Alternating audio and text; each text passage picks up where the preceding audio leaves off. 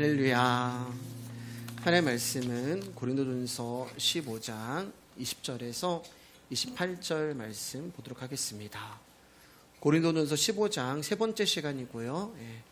20절에서 28절 말씀 보도록 하겠습니다. 고린도전서 15장 20절에서 28절 말씀, 제가 한 절, 여러분 한 절, 마지막 절은 같이 읽도록 하겠습니다. 그러나 이제 그리스도께서 죽은 자 가운데서 다시 살아나사 잠자는 자들의 첫 열매가 되셨도다. 사망이 한 사람으로 말미암았으니 죽은 자의 부활도 한 사람으로 말미암는도다. 아담 안에서 모든 사람이 죽은 것 같이 그리스도 안에서 모든 사람이 삶을 얻으리라.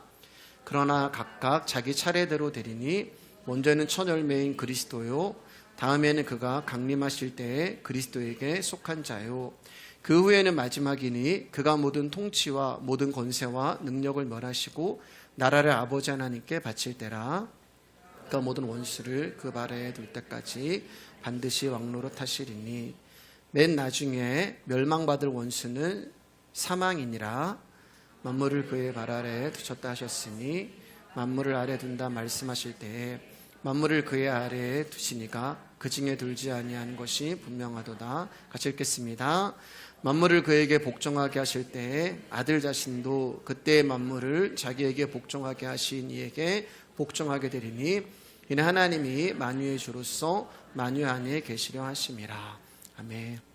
오늘 말씀의 제목은 부활이 없으면 두 번째 시간이고요. 옆 사람과 인사하겠습니다. 귀하십니다. 네, 귀하십니다. 감사합니다. 오늘 날씨 굉장히 추운데 예배당에 오셔서 감사를 드립니다. 하나님 앞에는 두 사람만 있습니다. 한 사람은 아담이고 한 사람은 마지막 아담이신 예수님이에요. 조금 더 구체적으로 말씀드리면 하나님 앞에는 아담 안에 있는 모든 사람과 마지막 아담이신 예수님 안에 있는 모든 사람만 존재하는 것입니다. 고린도전서 15장 22절에서 아담 안에서 모든 사람이 죽었다라고 선포합니다. 죄송합니다. 그러므로 하나님이 보시는 이 세상은 죽은 자들의 세상이며 아주 거대한 공동묘지가 되는 거예요. 창세기 2장 17절입니다. 시작. 선악을 알게 하는 나무의 열매는 먹지 말라. 내가 먹는 날을 반드시 죽으리라 하시니라.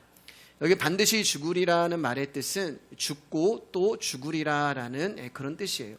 계속 죽는다는 뜻이에요. 그러니까 아담이 선악과를 먹고 쫓겨난 이 세상에 사는 모든 자들은 죽고 또 죽고 계속 죽음 가운데 있다는 것입니다.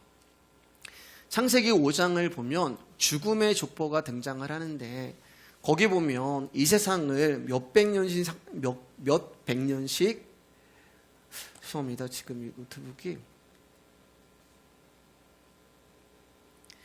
몇백 년씩 산 사람들이 수두룩하게 등장을 하죠. 무드셀라는 969세를 살았지만 무드셀라를 포함한 모든 사람들이 결국 다 죽음에 이르게 됩니다. 대통령도 죽고요, 국회의원도 죽고, 재벌회장도 죽고, 교황도 죽고, 똑똑한 사람들도 죽고, 유명한 사람들도 죽고, 도를 깨달았다는 사람도 죽고, 그리고 저와 여러분도 죽습니다.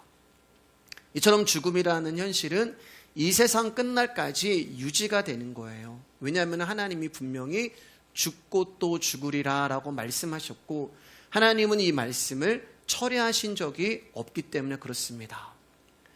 아담 안에서 죽었다는 것은 앞으로 죽는다는 것이 아니라 이미 죽었다는 것을 말씀하는 거예요. 그러므로 저와 여러분들이 숨을 쉬며 활동하는 것은 사실 의미가 없어요. 하나님이 허락하신 기한 동안만 잠시 움직이고 있는 것이고 그 기한도 그리 길지 않습니다. 그리고 우리가 각자 다른 기한을 살아가고 있죠. 그러나 시간이라는 것이 없는 하나님이 보실 때는 몇백 년을 살든 몇십 년을 살든 영원하신 하나님 앞에서는 점 하나도 아니에요. 무의미한 거예요. 그냥 죽음입니다. 그런데 우리는 이것을 실감하지 못해요. 자신의 몸으로 숨을 쉬고 활동하며 울고 웃으며 여전히 살아가고 있다고 믿고 있기 때문에 그렇습니다. 그래서 모든 사람이 우리 고린도전서 말씀 앞에 거 좀 띄워주세요. 아담 안에서 모든 사람이 죽었다. 앞에 말씀. 그래서 모든 사람이 죽었다고 하는 이 하나님의 말씀이 나와 상관없는 말씀으로 들려옵니다. 장례식장을 가면은 그 장례식장의 모습을 보면서 언젠가 나도 이런 모습이 되겠지라고 생각하는 사람들이 한 명도 없는 거예요. 나와 상관이 없는 문제, 죽음이라는 것은 차후에 있을 문제로 밀쳐놓게 되는 것입니다. 그러니까 죽음이라는 것을 그렇게 생각하기 때문에 하나님 나라에 관심이 없고 현재 자신의 일에만 치중하며 살아가는 거예요. 근데 그러한 자들을 성경이 뭐라고 말씀하시냐면 이렇게 말씀하세요. 고린도전서 15장 19절입니다. 시작. 만일 그리스도 안에서 우리가 바라는 것이 다만 세상의 삶뿐이면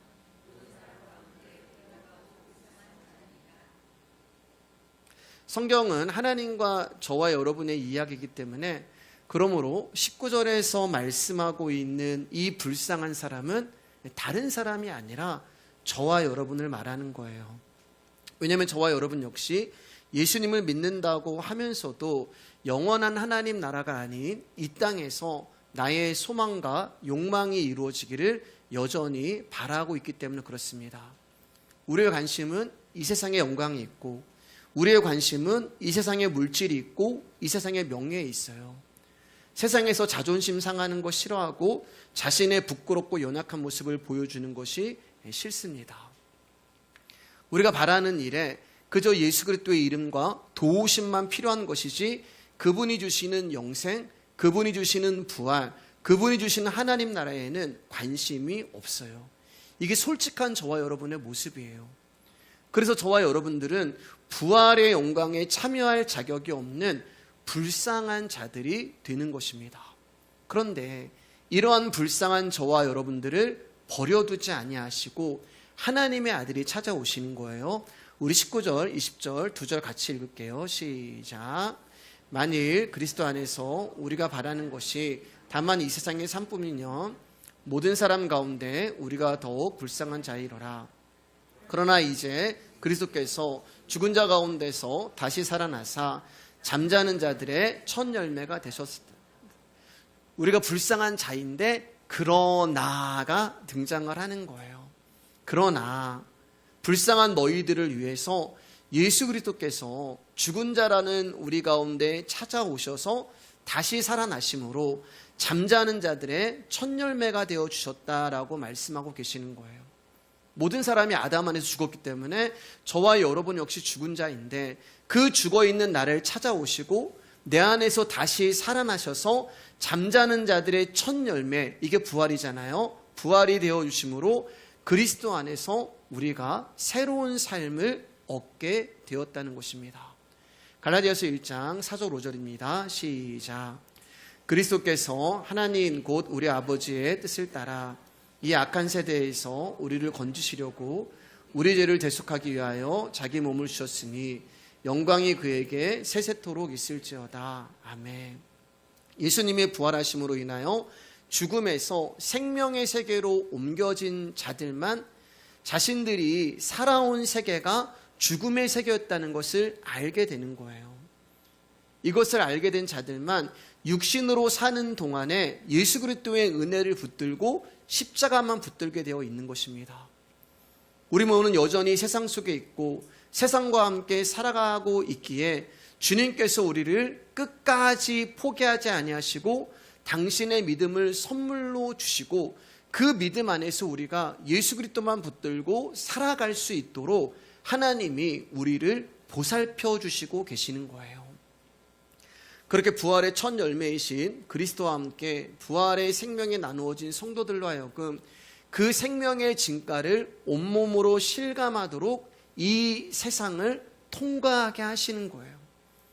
그게 저와 여러분들이 인생을 살아가는 목적이 되는 것입니다. 인생을 살아가면서 70이요 80이라고 하는 인생을 살아가면서 왜 예수여야 하는가? 오늘 우리가 찬양했잖아요. 모든 답을 알게 되리 그날에. 왜 예수님이어야 하는가? 왜 십자가가 답인가? 왜 그 은혜가 아니면 내가 살아갈 수 없는가? 왜 그분의 생명이 아니면 나는 안 되는가를 우리의 인생 내내 경험하게 하시고 알려주시고 우리를 띠띠어서 끌고 가시는 거예요. 20절 말씀 보면은 첫 열매라는 말이 여기 나오죠. 죽은 자들의 첫 열매가 되셨도다. 그럼 첫 열매가 있으면 두 번째 열매도 있고 세 번째 열매도 있고 네 번째 열매도 있다는 거예요. 첫 열매라는 것은 제일 처음 난 것을 말합니다. 성경에는 처음 난 것, 그것이 사람이든 가축이든 곡식이든 하나님께 드리라고 율법서 레위기에서 말씀하고 계세요. 여기는 이제 두 가지 의미가 있는데, 하나는 하나님이 처음 난 것을 받으심으로 말미암아 다른 것이 모든 것이 하나님 거야라는 것을 인정하는 의미가 있고, 또 다른 하나는 그 처음 난 것을 받으심으로 말미암아 다른 것이 구원을 얻었다라는 의미가 있어요. 그래서 곡식의 첫 열매를 하나님께 드리면서 하나님, 이 모든 것이 하나님 것입니다. 가축의 첫 열매를 하나님께 드리면서 이 첫 열매가 희생함으로 말미암아 모든 가축이 살아났습니다. 그런 의미가 있는 거예요. 여기에는 사람도 포함됩니다. 그래서 하나님이 레위 지파를, 이스라엘을 대표해서 받으신 거죠. 그런데 제가 하나님이 받지 않으시는 것이 딱 하나 있다고 말씀을 드렸어요. 여러분 기억하시나요? 하나님이 받지 않는 거. 출애굽기 13장 12절 15절입니다. 시작. 12절 13절입니다. 시작. 너는 태에서 처음 난 모든 것과 내게 있는 가축의 태에서 처음 난 것을 다 구별하여 여호와께 돌리라. 수컷은 여호와의 것이니라. 나귀의 첫 새끼는 다 어린 양으로 대속할 것이요 그렇게 하지 아니하려면 그 목을 꺾을 것이며. 하나님이 모든 첫 열매, 모든 첫 곡식, 모든 첫 가축의 새끼를 받으시는데 안 받으시는 것이 딱 하나 있단 말이에요. 그게 뭐예요? 그게 뭐예요? 나귀예요. 나귀는 하나님이 안 받으시는 거예요. 하나님이 안 받으신다는 말은 나귀는 저주받았다는 의미가 있는 것입니다. 그래서 나귀의 첫 새끼가 태어나면 하나님이 받지 않기 때문에 그 나귀는 죽어야 하는 거예요. 아무짝에도 쓸모없는 저주받은 동물이 바로 나귀가 됩니다. 근데 그런 나귀에게 하나님이 긍휼을 베푸시는데, 나귀의 새끼가 태어나면은 그 나귀 대신 어린 양을 대신 바쳐라, 이렇게 말씀을 하시는 거예요.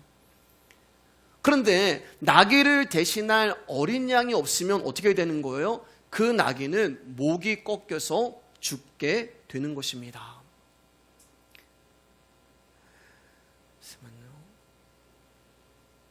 우리 하나님 말씀, 죄송합니다. 오늘 토픽 좀 말씀했네요. 마태복음 21장 4절 5절입니다. 시작. 이는 선지자를 통하여 하신 말씀을 이루려 하심이라. 일컫으되 시온 딸에게 이르기를 내 왕이 내게 임하니 그는 겸손하여 낙이 곧 멍에 매는 짐승의 새끼를 탔도다 하라 하였느니라. 예수님이 예루살렘 성에 십자가를 지러 들어가실 때 나귀를 타고 들어가시잖아요.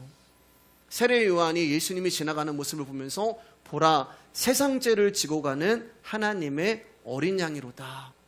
그러면 예수님이 타신 나귀는 누구를 의미하는 거예요? 저와 여러분들을 의미하는 거예요. 그러니까 예수님이 지금 예루살렘에 들어가고 십자가에 죽으러 가시는 것은 나귀 대신에 당신, 어린 양이신 예수님이 목이 꺾이기 위해서 예루살렘으로 들어가고 계시는 것입니다. 여기 말씀하셨잖아요. 나귀 대신에 어린 양을 바쳐라. 그래야지만 나귀가 살 거야. 그러니까 나귀인 저와 여러분들을 대신에 예수님이 목이 꺾이셔야 했던 거예요. 그러니까 우리는 어린 양 되시는 예수님이 날 대신해서 죽지 않으시면 목이 꺾여서 죽을 수밖에 없는 운명에 처해 있는 낙이라는 것입니다.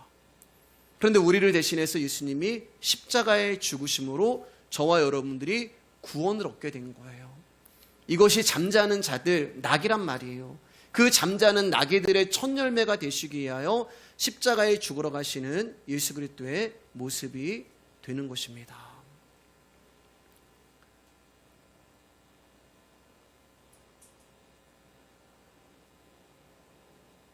죄송합니다. 오늘 소희랑 배집사님 때문에 오늘 좀 잘 이러네요. 네. 자, 그런데 하나님이 받으시는 첫 열매는 혈통이 아니에요. 야곱의 12아들 중에 장자는 르우벤이지만 그는 하나님께 바쳐지지 못했습니다. 왜냐하면 그가 장자의 역할을 제대로 하지 못했어요. 그래서 누가 장자의 역할을 하냐면은 11번째 아들인 요셉이 장자의 목인 두목을 받게 되는 것입니다. 왜냐하면은 요셉의 희생으로 말미암아 형제들이 살아남기 때문에 그래요.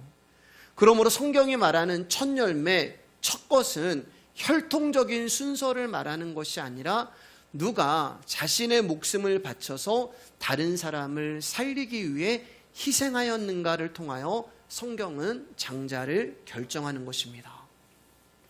예수님이 부활의 첫 열매가 되신 것은 아버지께서 아들에게 맡겨주신 자들을 살려내기 위한 희생이셨던 거예요. 희생만이 아니라 다시 살아나셨기에 그 첫 열매의 영역 안에 있는 모든 자들은 다 살아나는 것입니다. 그렇게 예수님이 희생하시고 다시 살아나시기 때문에 저와 여러분들이 두 번째 열매가 되고 세 번째 열매가 되고 네 번째 열매인 부활로 하나님께 바쳐질 수 있었던 거예요. 21절을 다시 보면은 사망이 한 사람으로 말미암았으니 죽은 자의 부활도 한 사람으로 말미암는도다. 사망이 한 사람으로 말미암았기에 아담으로 말미암아 우리가 죽은 자들이 됐잖아요. 아담 안에서 모든 사람이 죽었잖아요. 죽은 자의 부활도 마지막 아담이신 예수 그리스도 한 사람으로 말미암는 거예요. 아담 안에서 모든 사람이 죽은 것 같이 그리스도 안에서 모든 사람이 살아나는 것입니다. 이 세상의 모든 사람이 아담의 후손으로 사망의 권세 아래 태어났죠. 그러나 그리스도 안에 있는 자는 생명을 얻는 거예요. 그래서 예수님이 나는 부활이요 생명이니 나를 믿는 자는 죽어도 살겠고 살아서 믿는 자는 영원히 죽지 아니하리라 말씀하셨습니다. 요한복음 11장 25절 26절입니다. 시작. 예수께서 이르시되 나는 부활이요 생명이니 나를 믿는 자는 죽어도 살겠고 무릇 살아서 나를 믿는 자는 영원히 죽지 아니하리니 이것을 내가 믿느냐.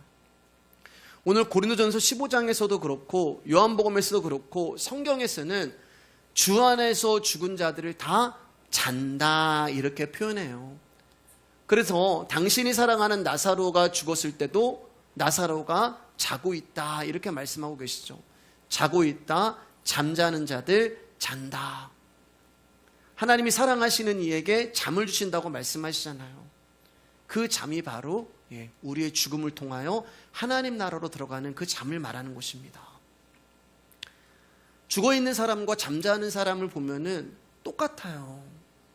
잠에 들게 되면은 일어나기 전까지 얼마나 내가 많은 시간을 잤는지 알지 못해요. 그러나 조금 전에 말씀드린 것처럼 시간의 제약을 받지 아니하는 하나님 앞에는 시간이 없기 때문에 그 잠이 긴 잠인지 짧은 잠인지 아무 소용이 없는 거예요. 눈 감고 뜨면 부활인 것입니다. 죽음이라는 문을 딱 열고 들어가면은 바로 우리 가운데는 부활의 세계가 있는 거예요. 그런데 마르다가 이렇게 고백을 해요. 요한복음 11장 23절 24절입니다. 시작. 예수께서 이르시되 내 오라비가 다시 살아나리라. 마르다가 이르되 마지막 날 부활 때에는 다시 살아날 줄을 내가 아나이다.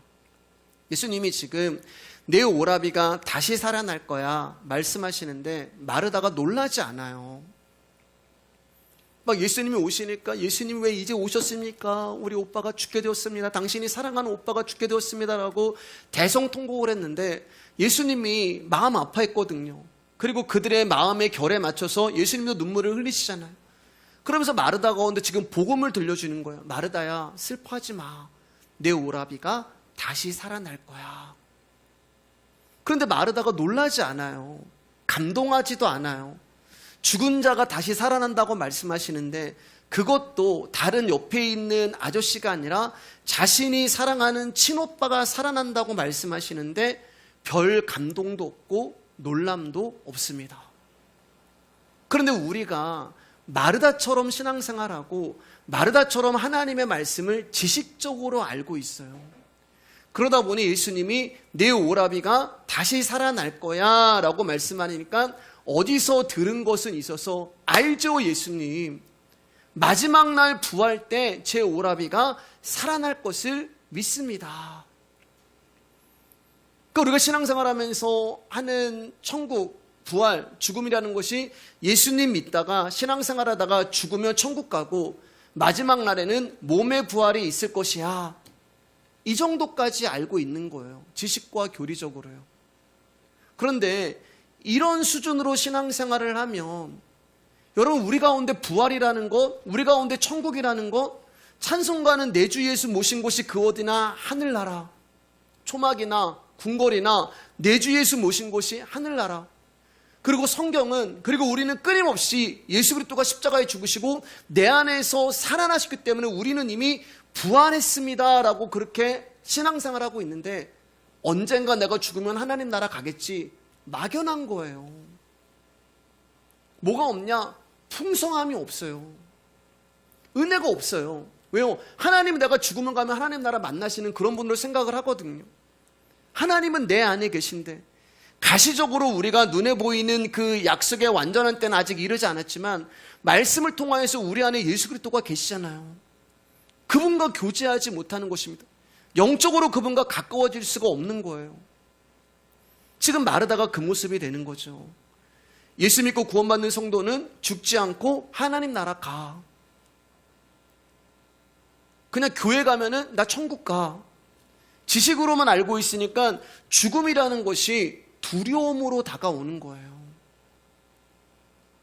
사랑하는 여러분, 말씀은 살아있고 하나님의 말씀은 생명입니다. 생명은 살리는 일을 하는 거예요. 이미 저와 여러분들은 허물과 죄로 죽어 있는데 그 허물과 죄로 죽어 있는 저와 여러분 가운데 생명이 들어오셨잖아요. 그 증거가 뭐라고 말씀드리는 거예요? 말씀이 들리고 예수가 믿어지는 거예요. 그렇기 때문에 성경은 너희가 나중에 이런 일을 당하게 될 거야. 저기 계시록. 그래서 제가 말씀드렸죠. 창세기가 옛날 이야기도 아니고 계시록이 앞으로 일어날 일도 아니고 창세기도 계시록도 지금 나에게 말씀하시고 일어나는 일이기 때문에 성경은 하나님과 나의 이야기가 되기 때문에 요나의 이야기가 내 삶 가운데 나타나고 아가서의 이야기가 내 삶 가운데 나타나는 거예요. 그렇기 때문에 성경은 나중에 되어질 일을 우리 가운데 설명하는 책이 아니란 말이에요. 그래서 살아있는 하나님의 말씀이라는 것입니다. 근데 우리는 죽음과 부활을 먼 훗날의 일로 생각을 하는 거예요. 그러니까 두려움을 갖고 있는 거예요.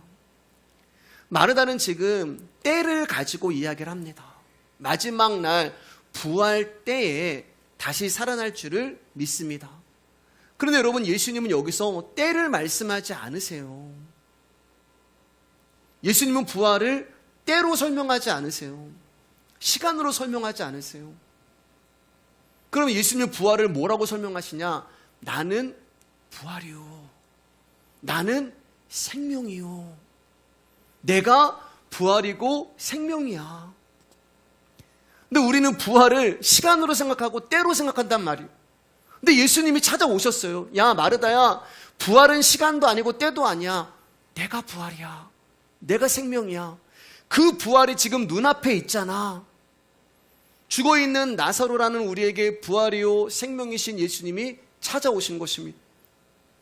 그리고 죽어있는 우리 안에서 부활이시요 생명이신 그분이 살아나신 거예요. 그래서 나를 믿는 자는 죽어도 살겠고 무릇 살아서 나를 믿는 자는 영원히 죽지 아니하리라. 창세기 5장 24절입니다. 시작. 에녹이 하나님과 동행하더니 하나님이 그를 데려가심으로 세상에 있지 아니하였더라. 무릇 살아서 나를 믿는 자는 영원히 죽지 아니하리니. 그 말씀에 해당되는 사람이 에녹이란 말이에요. 죽음의 족보인 창세기 5장을 보면은 반복적으로 등장하는 단어가 있습니다. 낳고 살고 죽었더라. 낳았으며 살고 죽었더라. 이게 끊임없이 반복돼요. 969세를 산 무드셀라도 낳고 살고 죽었더라. 이것은 누구도 벗어날 수 없는 우리 인생의 틀이 되는 것입니다. 그러니까 하나님의 형상대로 지음을 받은 사람의 인생은 결국 죽었더라로 끝이 나는 거예요. 끝이 죽었더라, 그걸로 끝이 나기 때문에 사실은 낳고 살고 이것은 의미가 없어요. 왜냐하면 저와 여러분이 과거에 어떻게 살았고 현재의 어떤 지방과 어떤 환경 속에서 살았든 우리의 인생은 결국 죽었더라로 끝이 나기 때문에 그렇습니다. 여러분, 죽으면 누가 나 기억할 것 같아요? 내 자식 기억하죠. 내 자식의 자식이 날 기억하죠. 그 다음엔요, 기억하지 않아요. 그런데 그렇게 죽었더라고 끝나는 아담의 계보에 족보에 유일하게 죽었더라가 없는 사람이 등장을 하는데 에녹이란 말입니다. 여러분, 죽었더라가 없다는 말은 뭐예요? 죽지 않은 거예요. 죽었더라가 없다는 말은 살아있다는 뜻이 되는 거예요.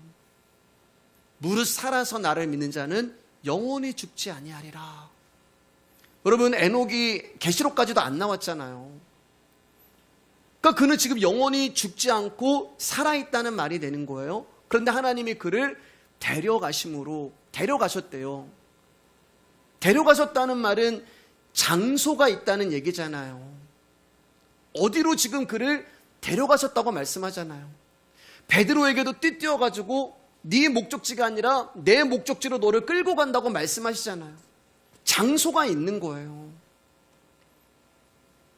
여러분, 근데 이 일에 에녹이 한 게 아무것도 없단 말입니다. 늘 드리는 말씀이지만 에녹의 어떠함으로 그가 죽음을 보지 않고 어디론가 하나님이 데려가신 게 아니라 하나님이 일방적으로 야 에녹 너 내 거야 라면서 에녹을 끌고 데려가신 거예요. 그게 죽음에서 건짐을 받은 것입니다. 그러니까 우리의 인생은 세상에서 존재하다가 죽음과 함께 사라지는 것으로 종결되는 것이 아니라 데려가심으로 어떤 세상이 있단 말이에요. 또 다른 세계로 이어진다는 거예요. 여러분, 죽음의 족보에 죽음을 보지 않은 에녹이 등장했다는 것은 에녹이 간 길이 아니고서는 누구도 죽음에서 생명으로 나아갈 수 없다는 것을 말하는 거예요. 다른 길은 없다는 거예요. 에녹의 간 길을 우리가 가야지만 우리도 죽음을 보지 않고 산다는 얘기예요. 즉 에녹의 간 길을 우리가 따라가지 않으면 인간은 죽음을 이기기에 그 어떤 노력을 하고 노화를 안 하려고 뭐 약을 먹고 무슨 훈련을 하고 무슨 주사를 맞고 AI가 뭐 있어가지고 불로장생약을 먹는다 하더라도 결국 헛된 일이 된단 말입니다. 자, 그런데 여기 보면은 에녹이 죽음을 보지 않고 영원히 하나님과 살아있는 그 이유를 성경이 두 글자로 이야기하는데 그게 뭐예요? 동행이에요. 동행. 하나님과 동행하더니. 동행이라는 것은 나 혼자가 아니라 어떤 누군가가 나와 함께 길을 가는 것을 뜻합니다. 그러니까 예수님이 에녹이라는 저와 여러분 안에 들어오셔서 우리와 함께 인생을 동행하시다가 그 어느 날 우리에게 말씀하시는 거예요. 효용아, 수고했다. 고생했다. 오늘은 네가 나랑 좀 특별한 날 곳으로 갈 거야. 내가 네 허리띠 꽉 묶고 끌고 갈 거니까 너 이거 놓치면 안 돼. 그렇게 하나님이 그를 일평생 인생을 살면서 동행하시고 죽을 때도 그를 데리고 동행하심으로 말미암아 죽음을 보지 않고 영원히 살게 되는 거예요. 그래서 히브리서 11장 5절에서 이렇게 말씀하십니다. 시작. 믿음으로 에녹은 죽음을 보지 않고 옮겨졌으니 하나님이 그를 옮기심으로 다시 보이지 아니하였느니라. 그는 옮겨지기 전에 하나님을 기쁘시게 하는 자라는 증거를 받았느니라. 히브리서에서는 에녹이 하나님과 동행했다는 것을 하나님을 기쁘시게 하는 자였다라고 이야기해요. 하나님을 기쁘시게 하는 자였기 때문에 하나님의 에녹과 동행했다라고 말씀드렸어요. 300년 동안. 자, 그런데 여러분, 이 에녹이 나란 말이에요. 이 에녹이 여러분이에요. 그럼 솔직하게 에녹이 이제 300년의 인생을 하나님과 동행하다가 그 죽음을 보지 않고 하나님 나라로 갔잖아요. 300년이라는 인생, 50의 인생, 60의 인생, 여러분들이 에녹이니까 하나님이 동행해요. 그러면 성경은 하나님과 나의 이야기이기 때문에 저에게도 질문하고 여러분에게도 질문해 볼게요. 여러분, 하나님 기뻐하시는 삶을 사십니까? 여러분, 정말 하나님이 기뻐하시는 삶을 살고 행동을 하고 언어를 하고 마음을 품고 생각을 하고 있냐고요? 아니잖아요. 근데 놀라운 것은 성경이 그렇게 인정을 해주시는 거예요. 하나님, 저 아닌데. 아니야, 너 나 기쁘게 하는 존재야. 왜냐하면 우리 안에 그 아들 예수 그리스도의 생명이 있기 때문에 그래요. 여러분, 에녹이 300년 동안 하나님과 동행하는 것이 매일 즐겁고 매일 재밌고 매일 행복했을까? 매일 은혜 받았을까? 여러분, 말씀 들으면서 말씀 들을 때마다 매일 은혜 받는 거 아니잖아요. 여러분, 우리가 요나서를 우리가 깊이 말씀을 봤지만, 여러분, 요나가 하나님이 간섭한 곳이라서 도망간 거란 말이에요. 하나님이 간섭하시고 구체적으로 말씀하시고, 너 거기로 가면 안 돼, 요나야 너 일로 가야 돼, 끌고 가시고, 그거 싫어서 도망갔단 말이에요. 근데 에녹은 무려 300년 동안 하나님과 동행했는데 매일 즐거웠을까? 매일 재밌었을까? 매일 행복했을까? 죄라는 것을 싫어하시고 죄라는 것을 용납하지 아니하신 하나님이, 우리의 본성은 여전히 이 땅의 것을 찾고 죄를 짓고 싶은데 나의 본성과 하나님의 은혜가 충돌을 한단 말이에요. 내 안에 있는 선악체계와 하나님의 말씀이 부딪힌단 말입니다. 즐겁지 않았을 거예요. 우리는 땅의 것을 찾게 되고 땅의 것으로 만족하고 땅의 것으로 살아가려고 하는 가인이란 말입니다. 그래서 우리는 땅의 것을 하나님께 드리는 거예요. 근데 그러한 땅의 사람 가인을 하나님이 아벨로 만들어 가시는 것이 동행이란 말입니다. 아벨이 알고서 하나님의 어린 양과 그 기름을 드렸겠어요? 아니에요. 제가 말씀드렸잖아요. 하나님이 받으시는 어린 양의 기름과 그 하나님 그 어린 양은 레위기에서 나와요. 레위기에서. 근데 어떻게 아벨이 창세기에서 그것을 레위기에 있는 말씀을 어떻게 알고 드렸을까? 인생을 살아가면서 알게 된 거예요. 아까 말씀드렸잖아요. 인생 내내 왜 예수가 답이어야 하는가? 왜 십자가가 답이어야 하는가? 왜 말씀이 답이어야 하는가? 그것을 하나님이 인생 내내 경험하게 하면서 가인이었던 나, 땅의 것을 사랑하고 땅의 것에 만족하고 땅의 것을 하나님께 드렸던 나라는 존재를 하나님이 인생 내내 다루어 가시면서, 하나님이 받으시는 것은 땅의 것이 아니고 하늘의 것이구나. 어린 양과 그 기름을 받으시는구나. 가인에서 아벨로 만들어가는 것이 동행이란 말입니다. 그 일이 쉽냐고요. 가인이 아벨 되는 게 쉽냐고요. 네모를 동그라미로 만드는 게 쉽냐고. 망치로 두드리고 정으로 깎고, 그가 나를 단련하신 후에 나라는 존재는 다 사라지고 정금이신 내 안에 예수 그리스도만 나타나게 하시는 것이 동행이란 말입니다. 너 그리 가면 안 돼, 그거 하면 안 돼, 혼도 내시고 매도 드시고, 그렇게 내가 원하는 삶과 방향이 아닌 당신이 원하는 존재로 만들어내시기 위하여 우리의 환도뼈를 치시고 우리와 씨름하시고, 그게 저와 여러분의 인생이에요. 그래서 우리의 인생이 고단한 거예요. 우리 인생에 고난이 있는 것입니다. 목사님, 제 인생은 너무 편안한데요. 잘못 가고 있는 거예요. 아니면 이미 통과를 했던지, 두 가지 하나입니다. 고린도후서 4장 7절 10절입니다. 시작. 우리가 이 보배를 질그릇에 가졌으니 이는 심히 큰 능력은 하나님께 있고 우리에게 있지 아니함을 알게 하려 함이라. 우리가 사방으로 우겨쌈을 당하여도 쌓이지 아니하며 답답한 일을 당하여도 낙심하지 아니하며 박해를 받아도 버림받지 아니하며 거꾸러뜨림을 당하여도 망하지 아니하고, 우리가 항상 예수의 죽음을 몸에 짊어짐은 예수의 생명이 또한 우리 몸에 나타나게 하라 함이라. 예수님을 보배로 알고 그분과 동행하는 사람들의 삶이 어떠한지 사방으로 우겨쌈과 답답함과 박해와 거꾸러뜨림을 당하고 인생 채찍과 사람 막대기들에 의한 징계를 당하고 포로된 자들처럼 보잘것없는 삶을 살아가고 쓰레기 취급을 당하는 말씀이 응하는 현실이 저와 여러분의 삶이란 말이에요. 왜 이런 삶을 사냐? 예수님이 그렇게 사셨단 말이에요. 세상에서 가장 억울한 삶을 사셨고, 세상에서 가장 배고픈 삶을 사셨고, 세상에서 가장 외로운 삶을 사셨어요. 근데 그 예수님이 내 안에 있기 때문에, 그분이 나와 동행하기 때문에 이러한 일들이 우리 인생 가운데 나타나는 거예요.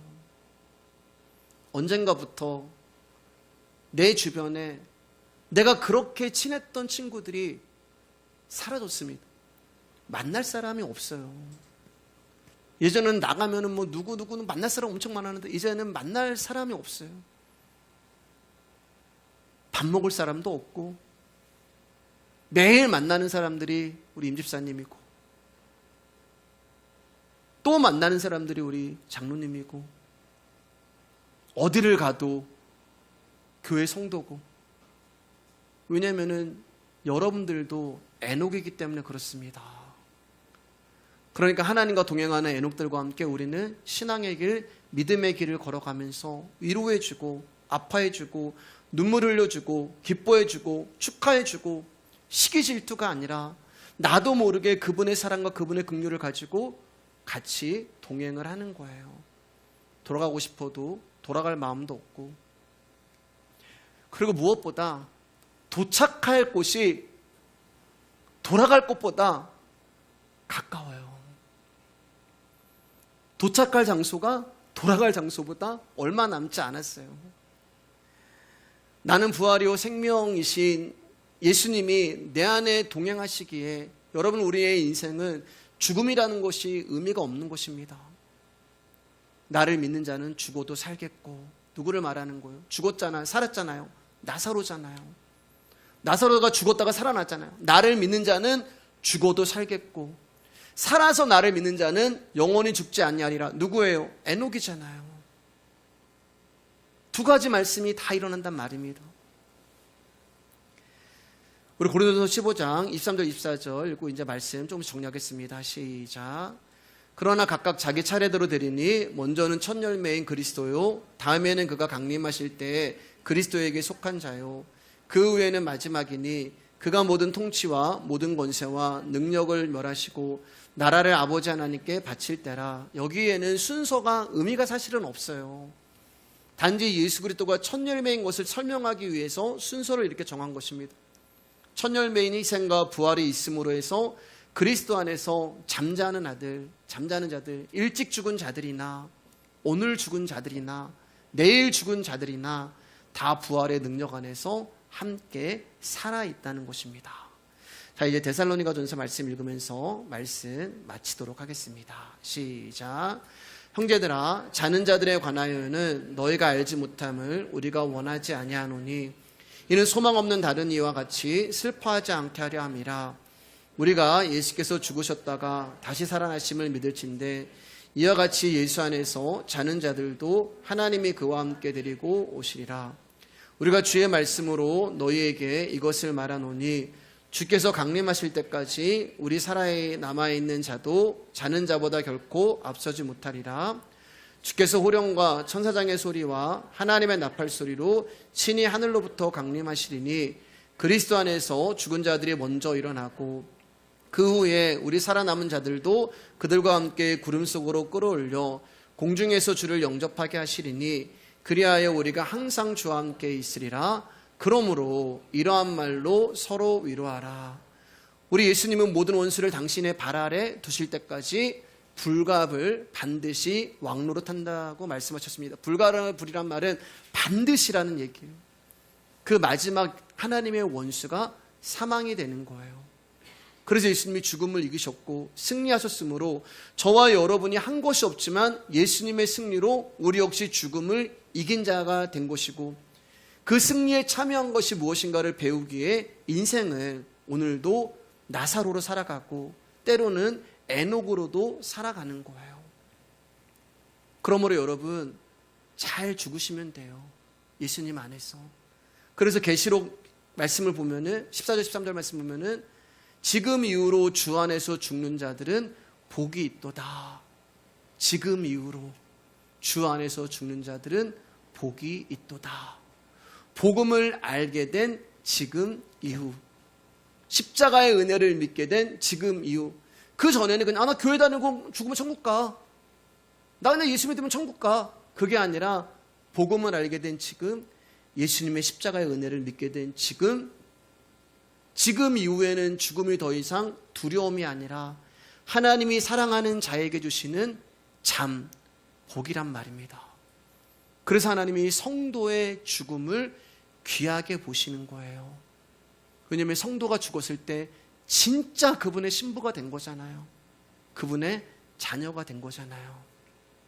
잠시 후면 오실 그 영광의 주님을 맞을 기쁨과 설렘으로, 소망으로, 희망으로 남은 날들, 여러분 가끔씩 하나님 나라 보고 비행기 타시면 아, 이렇게 하나님 나라 올라가는 건가?